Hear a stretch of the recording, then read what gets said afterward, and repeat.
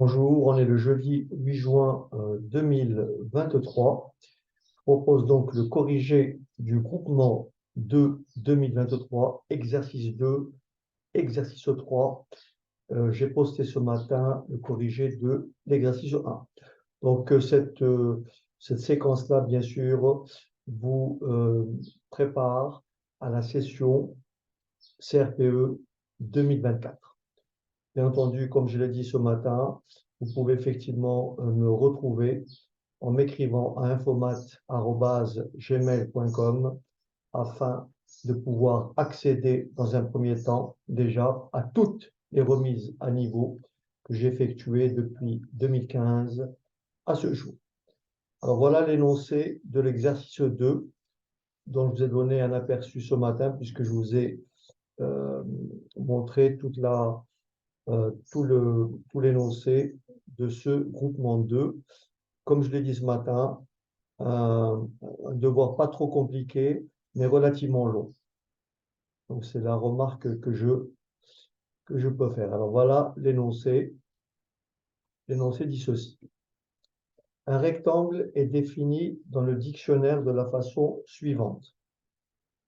Un rectangle est un quadrilatère dont les quatre angles sont droits. Question 1. Un quadrilatère qui possède deux angles droits est-il un rectangle? Justifié. Bien sûr, un quadrilatère qui possède deux angles droits n'est pas un rectangle. Autrement dit, avoir deux angles droits est une condition nécessaire pour que le quadrilatère soit un rectangle, mais ce n'est pas une condition suffisante. En fait, un quadrilatère qui a deux angles droits, c'est-à-dire qui a donc deux côtés parallèles, est tout simplement un trapèze rectangle. Donc, un quadrilatère qui a deux angles droits est tout simplement un trapèze rectangle qui peut avoir cette allure-là. Donc, voilà un quadrilatère qui a deux angles droits. Vous avez ici un angle droit, ici un deuxième angle droit, et ce quadrilatère n'est pas un rectangle. Donc l'affirmation 1 est fausse. Petit 2. Dans une classe de CE2, une enseignante demande à ses élèves de compléter la phrase suivante. Un rectangle est un quadrilatère. Donc, alors, voici deux réponses proposées. L'élève A propose la réponse suivante. Un rectangle est un quadrilatère dont les côtés opposés sont de même longueur. Donc, la réponse de l'élève A n'est pas une réponse exacte. Un quadrilatère dont les côtés opposés sont de même longueur est tout simplement un parallélogramme. Un quadrilatère. Il y a donc des côtés égaux 2 à 2 et tout simplement un parallélogramme. Voilà. Donc ici,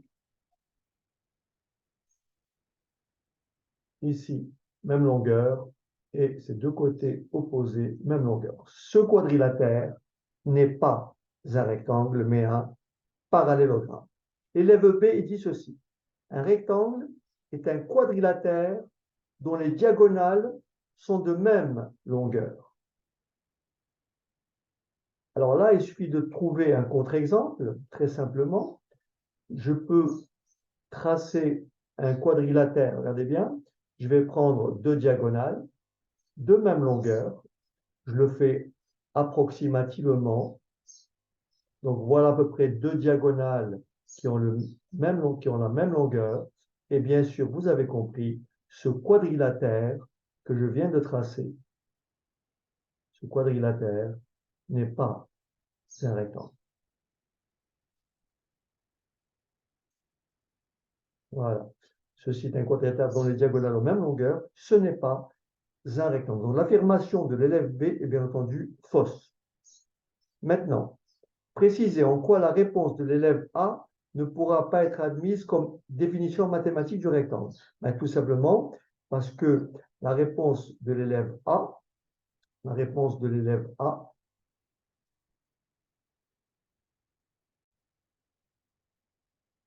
peut être la précision petit a et petit b ont été données juste avant.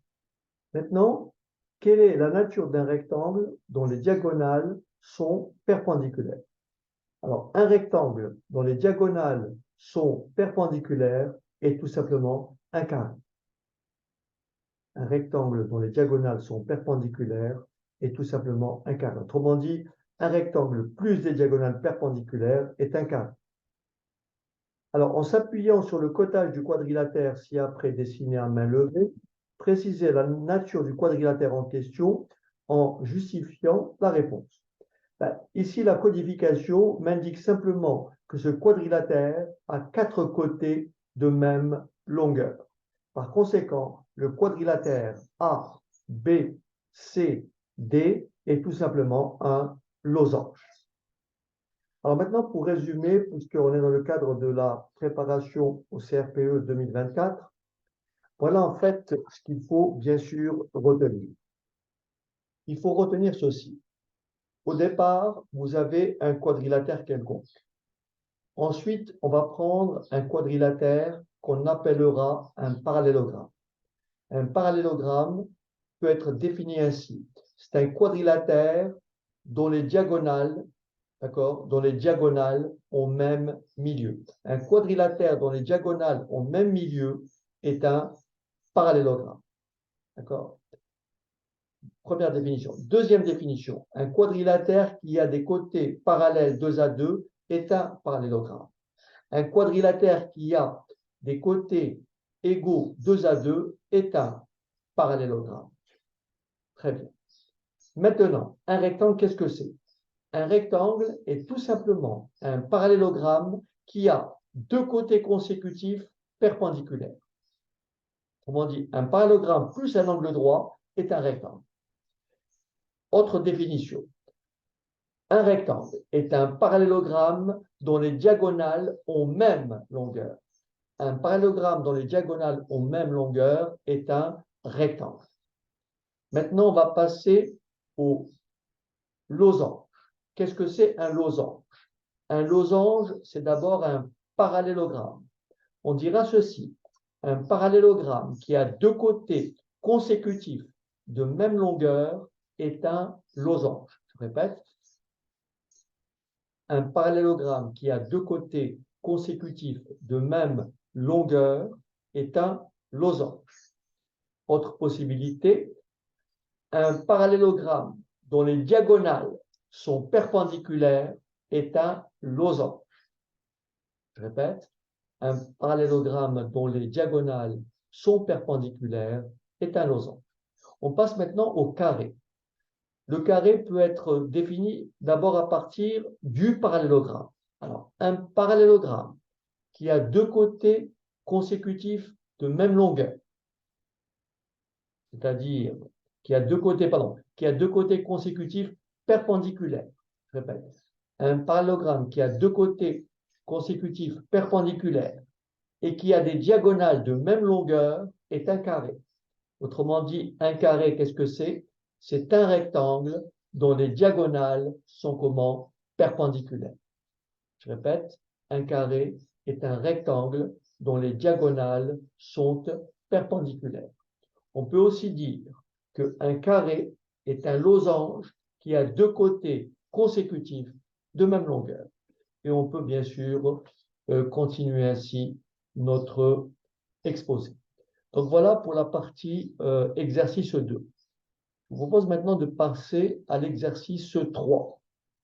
Alors l'exercice 3, j'ai gardé, je n'ai pas réédité le programme Scratch puisque le jour de l'examen, vous aurez bien sûr un sujet en noir et blanc. Autrement dit, vous aurez bien sûr un sujet qui sera pour le programme Scratch sous cette texture-là. Donc il faut bien identifier chacun des scripts. L'énoncé dit ceci. Voici 2 programmes de calcul. Voici 2 programmes de calcul, le programme A et le programme B. Alors, le programme A, il dit quoi? Quand le drapeau donc est cliqué, demandez, donc le script, l'instruction, donner un nombre et attendre. Alors ici, les variables sont, ici nous avons 4 variables. Petit a, petit b, petit c, petit d. Et au final, on me demande d'afficher ou de dire quelle est la valeur de petit d. Première instruction, on me demande de donner un nombre. Je vais choisir un nombre et ce nombre-là, je vais le mettre dans A. Autrement dit, la variable A va recevoir le nombre que j'ai choisi. C'est pour ça qu'on dit mettre A à réponse. Ensuite, le résultat, le contenu de A, je vais le mettre dans B. Mais B va contenir quoi? Il va contenir 2 fois A plus 5. Ensuite, j'ai la variable C qui va recevoir quelle valeur? Elle va recevoir 5 fois le contenu de A moins 4. Et in fine, j'ai la variable D qui va recevoir quoi? La valeur contenue dans B multipliée par le contenu de C. Autrement dit, D va être égal à B fois C. Et on me demande d'afficher ou de dire le résultat, dire D. Alors ici, on me dit, montrer que si l'utilisateur saisit le nombre 2, alors le programme retourne 54. Alors, je vous propose de faire ça assez simplement. Donc ici, alors je vais prendre une couleur rouge. Voilà. Donc ici, je vais avoir la variable A, que je vais commencer par choisir. Donc j'ai la variable A. Ensuite, la variable B. Ensuite, la variable C. Ensuite, la variable D. Très bien. Donc, bien sûr, on va saisir le nombre 2. Ça veut dire que A va prendre la valeur 2.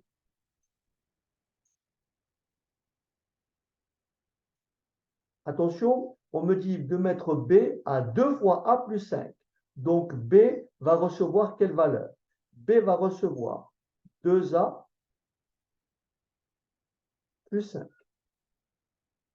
C va recevoir 5A moins 4. Et enfin, D va recevoir B fois C. Donc, si je démarre avec A égale à 2, je vais donc calculer B. Ça me fait 2 fois 2, 4. 4 et 5, 9. Ensuite, C va prendre quelle valeur? 5 fois A, 5 fois 2, 10. Moins 4, 6. Et ensuite, D va prendre quelle valeur? Le produit de B et de C. Le produit de B, 9, et de C, 6. 9 fois 6, 54. Donc, le programme me retourne bien le nombre 54. Maintenant, on me demande de calculer le résultat obtenu avec le programme A si le nombre saisi par l'utilisateur est 1,15.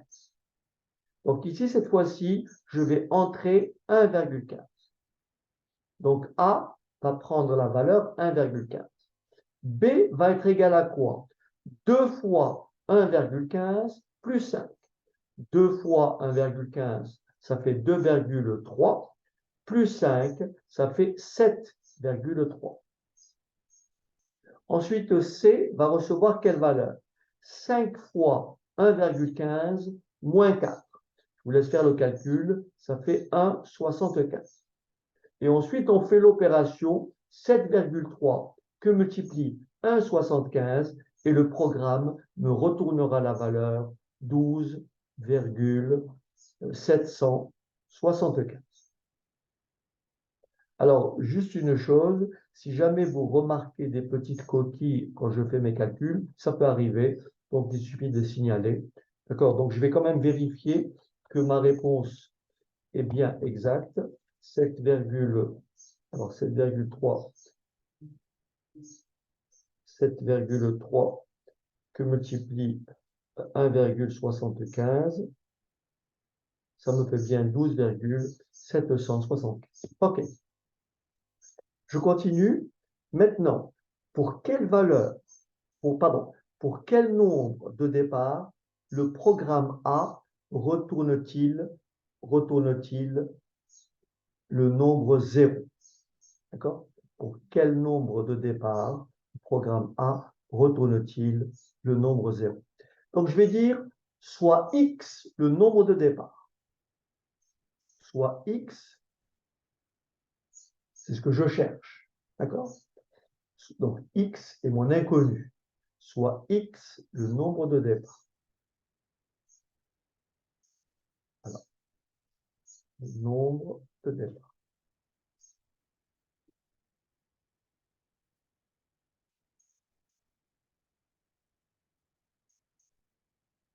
Donc, X, donc petit b va être égal à quoi? À 2x plus 5. D'accord? Donc, petit b va être égal à 2x plus 5, puisque c'est 2 fois le nombre choisi plus 5.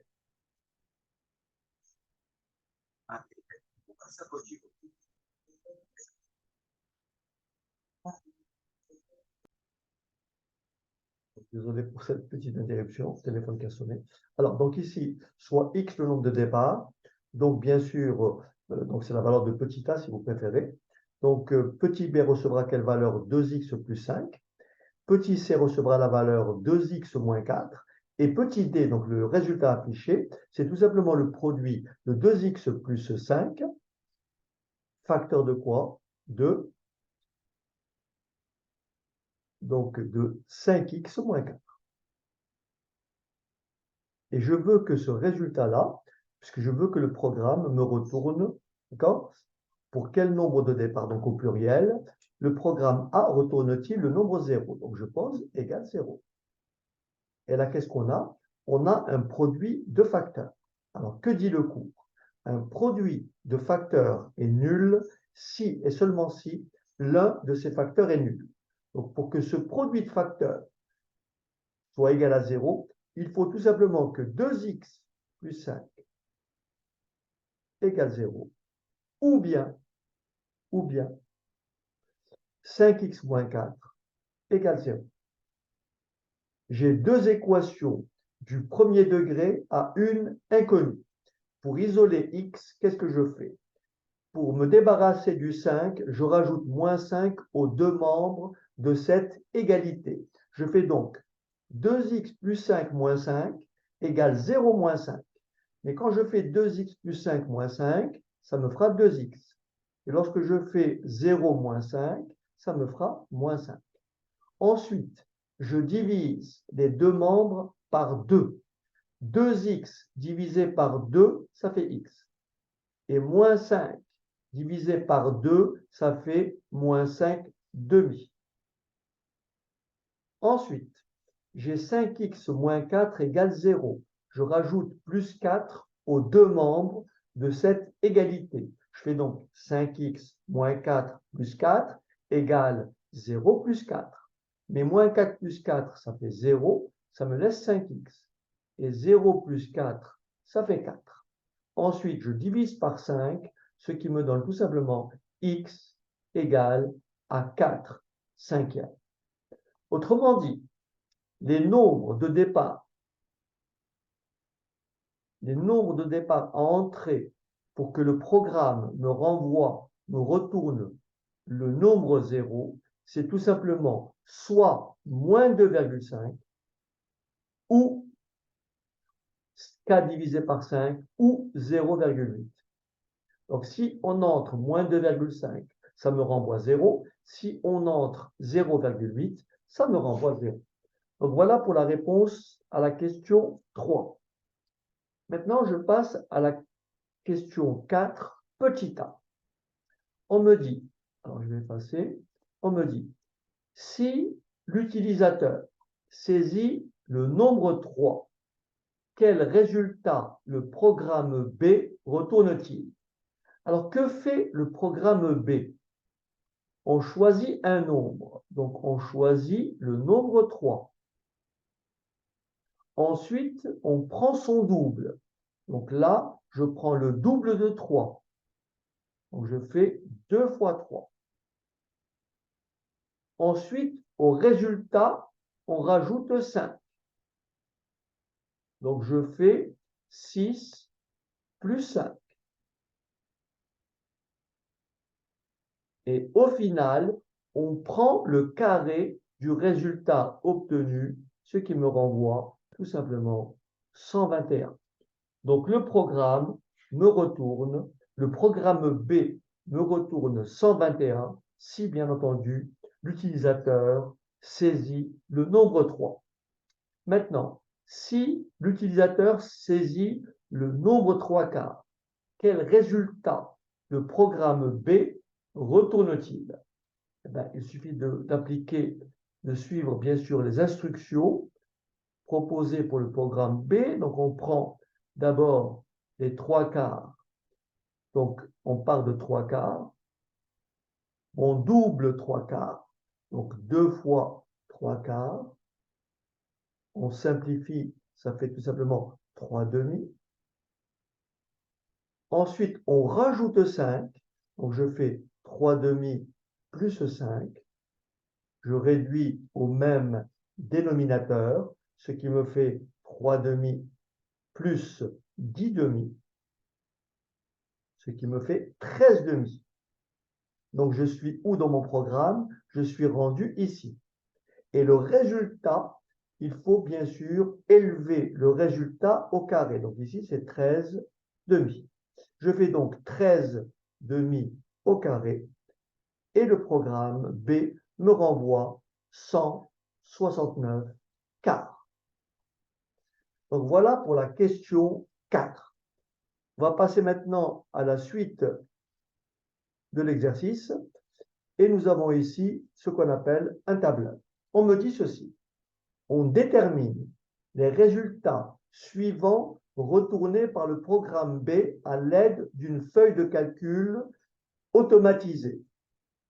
À l'aide d'une feuille de calcul automatisée, moi j'aurais mis une feuille de calcul automatisée, c'est le calcul qui est automatisé, oui, d'accord. Alors, quelle cellule du tableur permet de retrouver la réponse à la question 4A. Je vous rappelle, la question 4A, c'est si l'utilisateur saisit le nombre 3, quel résultat le programme B retourne-t-il? Et rappelez-vous, on avait trouvé combien? Si on saisit le nombre 3, le résultat me retourne bien 121. Donc la réponse à la question petit a, quelle cellule du tableur permet de retrouver la réponse à la question 4A, c'est la cellule tout simplement D2. Donc la réponse ici, c'est la cellule D2. Très bien. Maintenant, petit b.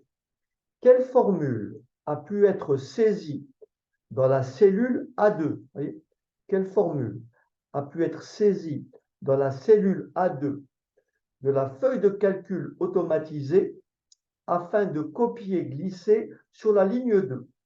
N'oubliez pas que cette feuille de calcul, elle me donne les résultats retournés par le programme B. Je vous rappelle, le programme B, qu'est-ce qu'il fait? Il prend un nombre, il le double, ensuite il rajoute 5 et il élève le tout au carré, ce qui va vous donner ici en cellule. Donc, qu'est-ce qu'on va écrire pour la réponse B? Quelle formule a été saisie dans la cellule A2? Donc, je vais écrire égal. Alors, j'ouvre une parenthèse et j'écris 2 fois le contenu de la cellule A1. 2 fois le contenu de la cellule A1. Attention, la cellule A1 n'est pas figée, ni en ligne, ni en colonne, puisque je vais faire un copier-coller vers la droite. Donc, c'est 2 fois A1. Donc là, j'ai doublé le contenu de A1. Je rajoute plus 5. Et bien sûr, j'élève au carré. Donc, dans une feuille de calcul, dans un tableur, élévation au carré, c'est soit cette quantité multipliée par elle-même, soit tout simplement le signe le petit chapeau pour ce qu'on appelle l'exponentiation, et vous mettez un petit 2, ce qui vous donne le contenu de A1 fois 2 plus 5, le tout au carré, et ça vous renvoie bien 25. Vérifions. Si A1 égale 0, 2 fois 0, ça fait 0. 0 plus 5, ça fait 5. Et 5 au carré, ça me renvoie bien 25. Testons maintenant ici. Cette fois-ci, en recopiant ma formule. Quand je vais tirer ma formule vers la droite, qu'est-ce que j'aurai ici? Quelle formule j'aurai ici? Ben, ici, j'aurai tout simplement 2 fois B1 plus 5, le tout au carré. On vérifie. 2 fois B1, 2 fois 1, 2. 2 plus 5, 7. 7 au carré, 49. Et vous avez compris ici, j'aurai 2C1 plus 5 au carré, 2, D1 plus 5 au carré, etc. Donc voilà pour la réponse à la question petit b. Maintenant, on passe à la question 6a. Pour quel nombre de départ le programme B retourne-t-il le nombre 0? Vous dites soit X le nombre saisi, ce qu'on appelle l'inconnu. Donc je vais écrire X est mon nombre de départ. Il faut donc le doubler. Donc je vais faire 2X. Au résultat, il faut ajouter 5. Et ensuite, il faut bien sûr faire une élévation au carré. Et je veux que le nombre entré me renvoie 0. Il ne me reste plus qu'à résoudre cette équation. Mais c'est quoi 2x plus 5 au carré? C'est tout simplement 2x plus 5 que multiplie 2x plus 5. En fait, cette équation-là, on dit dans le jargon mathématique qu'elle admet une solution double. Pourquoi? Parce que on répète la valeur 2 fois. Mais ici, pour l'énoncé, quel nombre de départ le programme B retourne-t-il? Pour quel nombre de départ le programme B retourne-t-il? Le nombre 0. Eh bien, ce produit de facteurs est nul si et seulement si 2x plus 5 est égal à 0. Et je résous cette équation. Je rajoute moins 5 aux deux membres, donc je fais 2x plus 5 moins 5 égale 0 moins 5. Donc ça me fait 2x égale moins 5. Soit x, je divise par 2, ce qui me fait donc 2x sur 2 égale moins 5 sur 2. Ça me fait donc x égale à combien? Moins 5 demi. Question. Ce nombre de départ est-il un rationnel? Je vous rappelle, un rationnel est un nombre que l'on peut mettre sous la forme petit a sur petit b, où petit a et petit b sont des entiers. Quand je dis des entiers, entiers relatifs. Bien sûr, avec petit b non nul. Moins 5 demi est bien un rationnel, puisque moins 5 est un entier relatif et 2 est un entier. Par conséquent, moins 5 demi est bien un rationnel. Ce nombre de départ est-il un décimal? On peut donner deux réponses possibles. Vous dites x égale moins 5 demi est-il un décimal? Première chose, on dit posons l'opération moins 5 divisé par 2.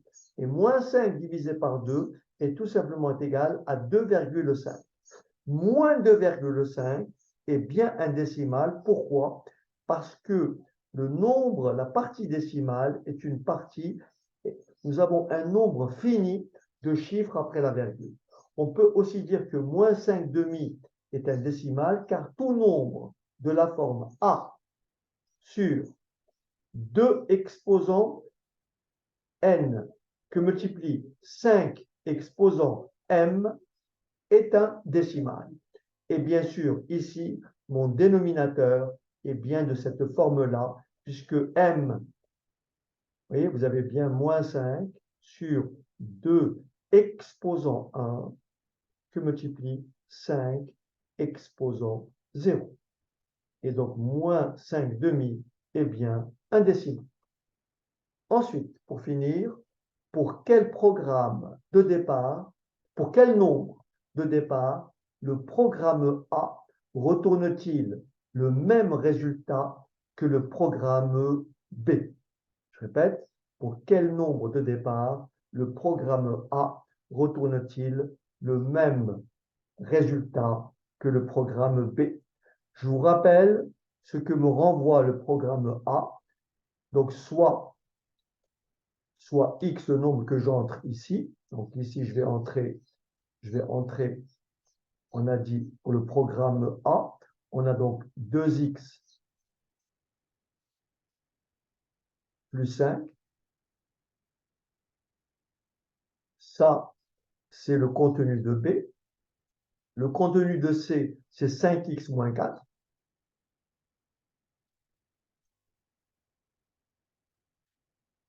Et le produit des deux, c'est effectivement le nombre que me retourne le programme A. Maintenant, qu'en est-il du programme B? Le programme B, j'entre x, donc je double le nombre, ça me fait donc 2x. Je rajoute 5, plus 5, et j'élève ce nombre au carré. Donc la question, je reviens juste après, la question est celle-ci. Pour quel nombre au pluriel de départ le programme A retourne-t-il le même résultat que le programme B? Je vais prendre une feuille vierge. Et donc, il nous suffit donc de résoudre l'équation suivante. 2x plus 5 facteur de 5x moins 4 égale à 2x plus 5 au carré. Donc ici, la solution de cette équation n'est possible que si vous maîtrisez la technique de factorisation que j'ai bien entendu développée dans beaucoup de séquences. D'accord? Donc toute cette partie-là, je tenais à la faire en préambule afin que vous ayez une idée globale de ce qu'est l'épreuve du CRPE. Donc en fait, il ne faut pas faire d'impasse sur ce qu'on appelle les fondamentaux. C'est ça l'objectif de la remise à niveau que j'ai proposé toutes les années passées et que je compte reproduire cette année. Donc, qu'est-ce que je fais pour résoudre cette équation? Il ne faut surtout pas développer parce que vous aurez ce qu'on appelle une équation du second degré. Et bien sûr, dans le cadre du CRPE, on ne sait pas résoudre une équation du second degré. On sait ramener une équation du second degré à ce qu'on appelle une équation produit. Et pour ça, il faut préalablement effectuer ce qu'on appelle une factorisation. Donc là, je vais prendre un petit peu de temps. Donc, je fais ceci. J'ai donc l'équation suivante. 2x plus 5, facteur de 5x moins 4. Je rajoute l'opposé de ce nombre aux deux membres de l'égalité, ce qui me fait moins 2x plus 5 au carré, et bien sûr, égale 0. Mais c'est quoi 2x plus 5 au carré? C'est tout simplement 2x plus 5 fois 2x plus 5. Donc j'écris 2x plus 5 facteur de 5x moins 4 moins 2x plus 5 facteur de 2x plus 5. Et tout ceci est égal à 0. Là, j'ai deux termes. Bien entendu, j'ai réussi à dégager ce qu'on appelle un facteur commun que je vais encadrer pour que vous le voyez. Donc, j'ai ici ce qu'on appelle un facteur commun. On le retrouve ici et on le retrouve ici. Je mets donc 2x plus 5 en facteur, ce qui va me donner 2x plus 5. Facteur, j'ouvre un crochet, facteur de quoi? De 5x moins 4. Attention, moins, j'ouvre une parenthèse, j'ai mis ce terme-là en facteur, ce facteur. Donc là, ça me fait moins 2x plus 5. Et tout ceci égale à 0. Très bien. Il me reste maintenant à calculer dans les parenthèses les plus internes, ce qui me donne 2x plus 5. Facteur. J'ouvre une parenthèse. 5x moins 4. Moins, attention, un signe moins devant une parenthèse vous oblige à changer tous les signes à l'intérieur de celle-ci. Lorsque vous supprimez ces parenthèses, en fait, vous appliquez la règle des signes. Moins par plus, ça fait moins, et moins par plus, ça fait moins. Donc, ça me fait moins 2x, moins 5, égale 0. Je fais mon calcul, ça me donne 2x plus 5, facteur 2. 5x moins 2x, ça me fait donc 3x, moins 4, moins 5, ça me fait moins 9, égale 0. J'ai cette fois-ci ce qu'on appelle une équation produit. Une équation produit, je vous rappelle, j'en ai parlé précédemment, mais je vous rappelle ceci. Lorsque vous avez un produit de deux facteurs a fois b et que ce produit est égal à 0, ben vous dites que a fois b est égal à 0 si et seulement si a égale 0 ou b égale 0. Exactement ce que j'ai ici. Donc, cette équation, ce produit de facteurs est nul si et seulement si 2x plus 5 égale 0 ou bien 3x moins 9 égale 0. Et je résous séparément ces deux équations du premier degré à une inconnue. Pour résoudre cette équation, donc cette fois-ci, je vais un peu détailler pour ceux qui n'auraient pas totalement compris mon expression précédente. Regardez bien. Je veux neutraliser le 5. Donc, j'écris ici, j'ai une égalité.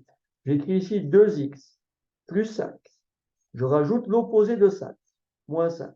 Mais comme j'ai une égalité et que j'ai rajouté moins 5 à gauche, je rajoute moins 5 à droite. Donc, ça me fait 2x. Ben, j'ai fait ça pour annuler le 5. 5 moins 5, ça fait 0, et ça me fait égal à moins 5.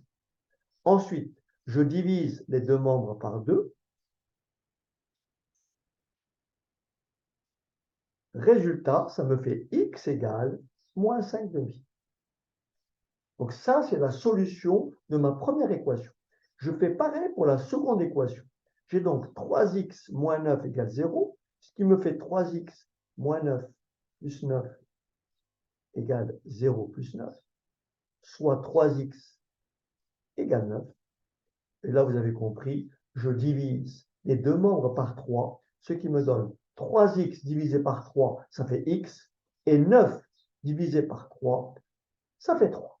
Donc, en fait, pour que mon résultat, pour que le programme A et le programme B me renvoient la même réponse, il faudrait préalablement saisir soit le nombre moins 5 demi ou 3. Voilà qui complète le corrigé de l'exercice 3. Je vous propose dans une prochaine séquence de vous corriger le 4, le 5 et le 6.